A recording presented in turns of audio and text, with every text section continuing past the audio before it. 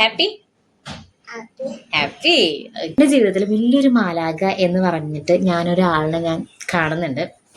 അപ്പനിങ്ങനെ ഒരു ആന്റിയുടെ അടുത്ത് വിളിച്ചു പറഞ്ഞു.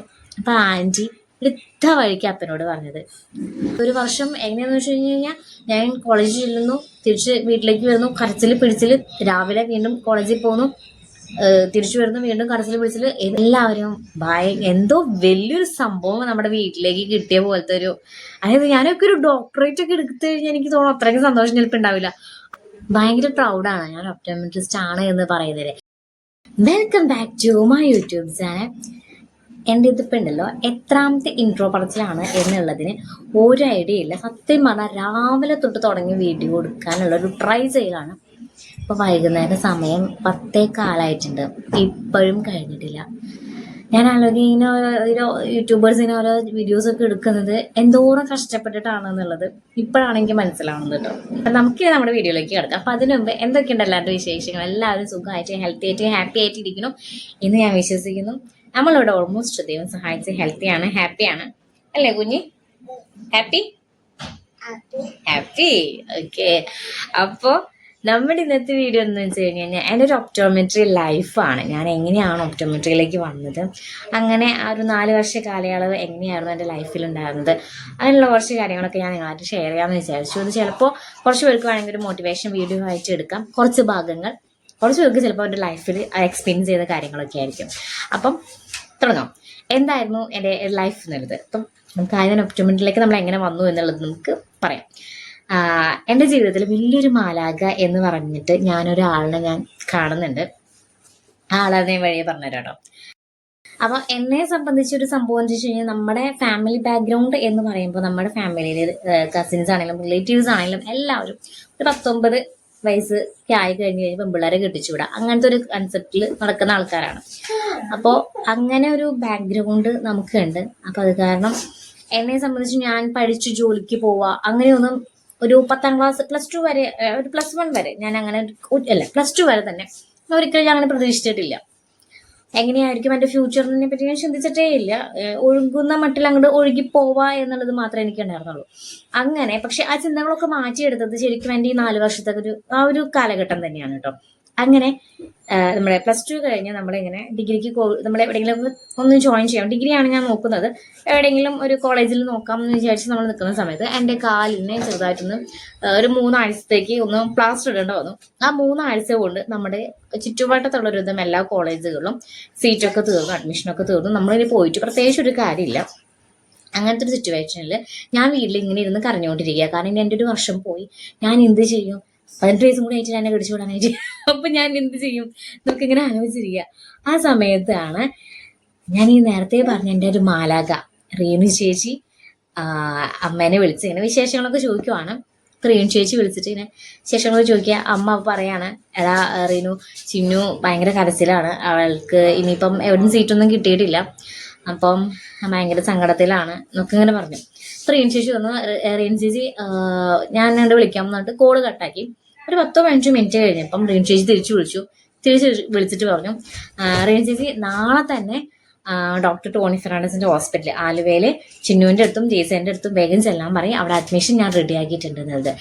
സത്യം പറഞ്ഞാൽ ആ ഒരു ദിവസം, ആ ഒരു നിമിഷം റീനു ചേച്ചിനെയും എനിക്ക് ഒരിക്കലും മറക്കാൻ പറ്റില്ല. അങ്ങനെയാണ് ഞാൻ അത്രത്തോളം ഞാൻ സങ്കടപ്പെട്ടിരിക്കുന്ന സമയത്ത് എനിക്ക് എൻ്റെ സങ്കടമൊക്കെ മാറ്റിയ ഒരു സമയമായിരുന്നു അത്. പിന്നെ നമുക്ക് എന്താ പറയുക, ഭയങ്കര സന്തോഷമായിരുന്നു. അങ്ങനെ പിറ്റേ ദിവസം തന്നെ നമ്മൾ പോയി നമ്മളവിടെ അഡ്മിഷനൊക്കെ എടുത്തു. നമുക്ക് പറയുന്നത്, ഞാൻ ഈ 3-4 വർഷത്തോളം ഒപ്റ്റോമെട്രി നമ്മുടെ ലൈഫ് എന്ന് പറയുന്നത് എനിക്ക് എന്നെ സംബന്ധിച്ച് കുറേ ബുദ്ധിമുട്ടുകൾ ഉണ്ടായിട്ടുണ്ട്. അപ്പൊ അതൊക്കെ മറികടന്ന് ഞാൻ ഇന്നൊരു ഒപ്റ്റോമെട്രിസ്റ്റ് ആയിട്ട് ഇരിക്കുന്നുണ്ടെങ്കിൽ അതിന് 3 കാര്യങ്ങളാണ് ഉള്ളത്. നമ്പർ 1 എന്ന് പറയുന്നത് തമ്പുരാന്റെ അനുഗ്രഹം തന്നെയാണ്, പ്ലസ് എൻ്റെ അപ്പൻ്റെ അമ്മയുടെ പ്രാർത്ഥന. രണ്ടാമത്തെ കാര്യം എന്ന് പറയുന്നത്, ഞാൻ അഡ്മിഷൻ എടുത്ത് നമ്മൾ അവിടെ നിന്ന് പോരാൻ നിൽക്കുന്ന നേരത്ത് അന്ന് അവിടെ ഉണ്ടായിരുന്നത് ജിതിൻ സാറായിരുന്നു. ജിതിൻ സാറിൻ്റെ മുഖത്ത് നോക്കി എൻ്റെ അപ്പനിങ്ങനെ കൈ കൂപ്പി നിന്നൊരവസ്ഥയുണ്ട്. അതെന്ന് വെച്ച് കഴിഞ്ഞാൽ എൻ്റെ മോൾക്ക് ഇവിടെ സീറ്റ് തന്നതിന് നന്ദി പറയണു. അങ്ങനെ നിന്നിട്ടാണ് എൻ്റെ അപ്പൻ നിന്നത്. അപ്പൻ്റെ ആ ഒരു നിപ്പ് എനിക്ക് ഇപ്പോഴും നല്ല ഓർമ്മയുണ്ട്. എൻ്റെ ആ 4 വർഷത്തോളം എല്ലാ ദിവസവും ഞാൻ ഓർത്തിരുന്നത് എൻ്റെ അപ്പൻ്റെ ആ ഒരു നിൽപ്പായിരുന്നു. അത് കഴിഞ്ഞിട്ട് പിന്നെ മൂന്നാമത്തെ കാര്യം എന്ന് പറയുന്നത്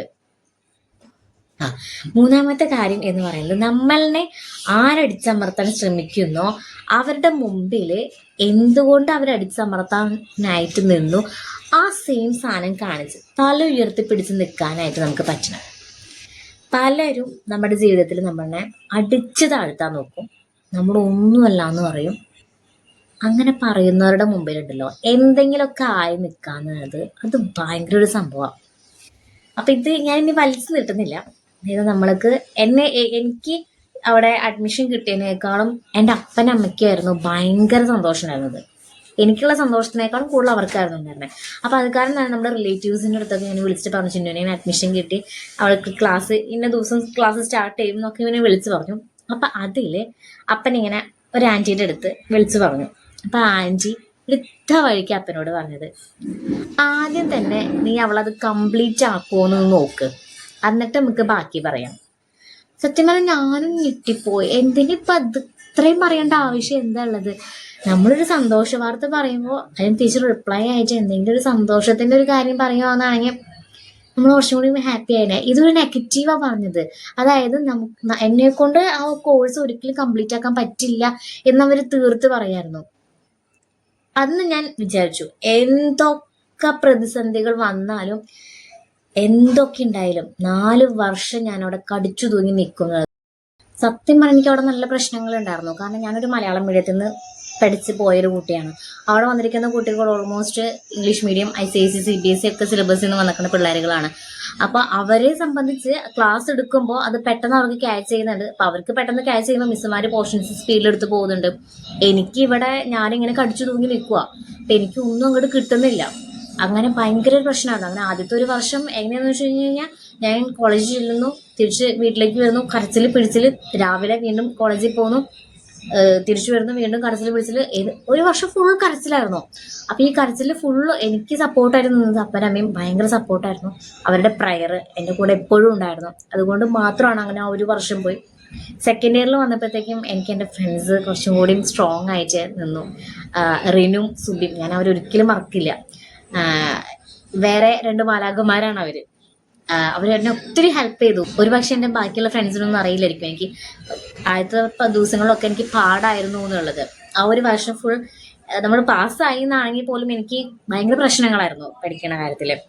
അത് കഴിഞ്ഞ് റിനും സുബിയും എന്നെ ഭയങ്കരമായിട്ട് ഹെൽപ്പ് ചെയ്തു. അങ്ങനെ നമ്മുടെ second year, third year, fourth year കഴിഞ്ഞു. അങ്ങനെ ഞാനൊരു ഒപ്റ്റോമെട്രിസ്റ്റ് ആയി കഴിഞ്ഞിട്ടുണ്ടല്ലോ, ഞാൻ എന്താ പറയുക, ഞാൻ മാത്രമല്ല അപ്പനമ്മയും ഞങ്ങളെല്ലാവരും എന്തോ വലിയൊരു സംഭവം നമ്മുടെ വീട്ടിലേക്ക് കിട്ടിയ പോലത്തെ ഒരു, അതായത് ഞാനൊക്കെ ഒരു ഡോക്ടറേറ്റ് ഒക്കെ എടുത്തു കഴിഞ്ഞാൽ എനിക്ക് തോന്നുന്നു അത്രയ്ക്ക് സന്തോഷം ചിലപ്പോൾ ഉണ്ടാവില്ല.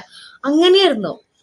പിന്നെ ഈ 4 വർഷത്തിനിടയിൽ വേറെ കോമഡികളും കുറെ ഉണ്ടായിട്ടുണ്ട്. അതായത് എന്നെ കല്യാണം കഴിപ്പിച്ച് വിടാനുള്ള അപ്പനമ്മയ്ക്കും താല്പര്യമില്ലെങ്കിലും നമ്മുടെ നാട്ടുകാർക്കും ബന്ധുക്കൾക്കും ഒക്കെ ഭയങ്കര താല്പര്യങ്ങളായിരുന്നു. ബന്ധുക്കൾ കുറച്ച് അവിടെ നിന്നൊക്കെ ഉള്ള കുറച്ച് റിലേറ്റീവ്സ്, എല്ലാവരും അല്ല കേട്ടോ. അങ്ങനെ അത് കോമഡിയാണ്. ഞാൻ അതൊക്കെ കോമഡി ആയിട്ട് എടുത്തേക്ക്. അതായത് ഒരു ഉദാഹരണം പറയുകയാണെങ്കിൽ ഞങ്ങൾ വേളാങ്കണ്ണിക്ക് എല്ലാ വർഷവും പോകും. അപ്പോൾ വേളാങ്കണ്ണി പള്ളി വെച്ചിട്ട് നമ്മുടെ അടുത്ത ഒരാൾ വന്നിട്ട്, ചിന്നു നീ നന്നായിട്ട് പ്രാർത്ഥിച്ചോളൂ, അടുത്ത വർഷം നിന്റെ കൂടെ ഒരാളും കൂടിയും വേണം. ഞാൻ പറഞ്ഞു, അടുത്ത വർഷം എൻ്റെ കൂടെ എൻ്റെ അപ്പനമ്മയും തന്നെ മതി, വേറൊരാളുടെ ആവശ്യം എനിക്കുണ്ടെന്ന് ഇപ്പം തോന്നുന്നില്ല, എനിക്ക് ഇങ്ങനെ അങ്ങോട്ട് പോയാൽ മതി. അപ്പം അമ്മയും പറഞ്ഞു, എന്തിനാ അടുത്ത വർഷം, അവൾ പഠിക്കില്ലേ, പഠിച്ചോട്ടെ. അപ്പം പലരും വിചാരിച്ചിരുന്നത് നമ്മൾ ഈ കോഴ്സ് കംപ്ലീറ്റ് ആക്കിയില്ല എന്നെ കെട്ടിച്ചു വിടും, അങ്ങനെയൊക്കെയാണ് വിചാരിച്ചുകൊണ്ടിരുന്നത്. അപ്പോൾ എന്നെ സംബന്ധിച്ച് എനിക്ക് ഈ കോഴ്സിലേക്ക് വന്നതിന് ശേഷമാണ് ജോലിക്ക് പോകണം എന്നുള്ളൊരു ചിന്ത തന്നെ വന്നത്. ഞാൻ നേരത്തെ പറഞ്ഞോളൂ, എനിക്ക് അങ്ങനത്തെ ഒരു ചിന്തപ്പാടേ ഉണ്ടായിരുന്ന ഒരാളായിരുന്നില്ല. ഇനി എനിക്കും തോന്നി, ഞാൻ എത്ര 4 വർഷം കഷ്ടപ്പെട്ട് പഠിച്ചത് എന്തിനായിരുന്നു, എനിക്ക് ജോലിക്ക് പോകണ്ടേ, എനിക്ക് സ്വന്തമായിട്ട് ഏൺ ചെയ്യണം, എൻ്റെ അപ്പനെ അമ്മേനെ നോക്കണം, അങ്ങനെ ഒരു ചിന്ത എനിക്ക് വന്നു. അങ്ങനെ ശരിക്കും ആ ഒരു കഷ്ടപ്പാടിന് ഫലമായിട്ട് തന്നെയാണ് ഞാൻ പിന്നെ ജോലിക്ക് പോയതും കാര്യങ്ങളൊക്കെ ചെയ്തതും. ഇപ്പൊ റിസൈൻ ചെയ്ത് നിൽക്കുമ്പോൾ അതിൻ്റെതായ സങ്കടം എനിക്കുണ്ട്. പക്ഷെ എന്നാലും നമ്മുടെ യൂട്യൂബ് ചാനലും ഒക്കെ ആയിട്ട് ഇങ്ങനെ പോകുന്നത് കൊണ്ട് ഞാനിങ്ങനെ സെറ്റായി നിൽക്കുന്നു. പിന്നെ നമ്മുടെ സെയിം പ്രൊഫഷനിലുള്ള കിട്ടിയ കാരണം നമുക്ക് ഇതായിട്ട് ആ ഒരു ബന്ധം അങ്ങോട്ട് വിട്ടു പോകണില്ല. അത് കാരണം എനിക്ക് റിസൈൻ ചെയ്താലും ഞാൻ ഇപ്പോഴും ഒപ്റ്റോമെട്രിസ്റ്റ് തന്നെയാണ്. ആ ഒരു ഫീൽ എനിക്ക് ഇപ്പോഴും കിട്ടുന്നുണ്ട്. ഭയങ്കര പ്രൗഡാണ് ഞാൻ ഒപ്റ്റോമെട്രിസ്റ്റ് ആണ് എന്ന് പറയുന്നത്. അല്ല എനിക്ക് ഇപ്പം ഒപ്റ്റോമെട്രി പഠിക്കാൻ എൻ്റെ റിയും ചേച്ചി ഹെൽപ്പ് ചെയ്ത് പോലെ തന്നെ ഫിനാൻഷ്യലി എന്നെ ഹെൽപ്പ് ചെയ്തിട്ടുണ്ട്. വിം ചേച്ചിയും ബിജു ചേട്ടനും എല്ലാവരും എന്നെ ഭയങ്കരമായിട്ട് ഹെൽപ്പ് ചെയ്തിട്ടുണ്ട്. അപ്പം അതൊക്കെ എന്നും വളരെ നന്ദിയോട് കൂടിയിട്ടാണ് ഞാൻ അവരൊക്കെ ഓർക്കുന്നത്. അവരൊക്കെ എൻ്റെ ജീവിതത്തിൽ ഓരോ മാലാഖമാരാണ്. അപ്പം ഇതാണ് എൻ്റെ ഒപ്റ്റോമെട്രി ലൈഫ് എന്ന് പറയുന്നത്. ഇനി ഒപ്റ്റോമെട്രി ലൈഫ് അങ്ങോട്ട് എൻഡ് ചെയ്ത് കൊടുത്ത് പിന്നെ സ്റ്റാർട്ട് ചെയ്തതാണ് എൻ്റെ ഇച്ചാനായിട്ടുള്ള എൻ്റെ ലൈഫ് എന്ന് പറയുന്നത്. അത് വേറൊരു സ്റ്റോറി ആയിട്ട് ഞാൻ പറയാം കേട്ടോ. എല്ലാം കൂടി വലിച്ചു നീട്ടി പറഞ്ഞു കഴിഞ്ഞാൽ ഭയങ്കര അവയൊരു പരിവായി പോകും.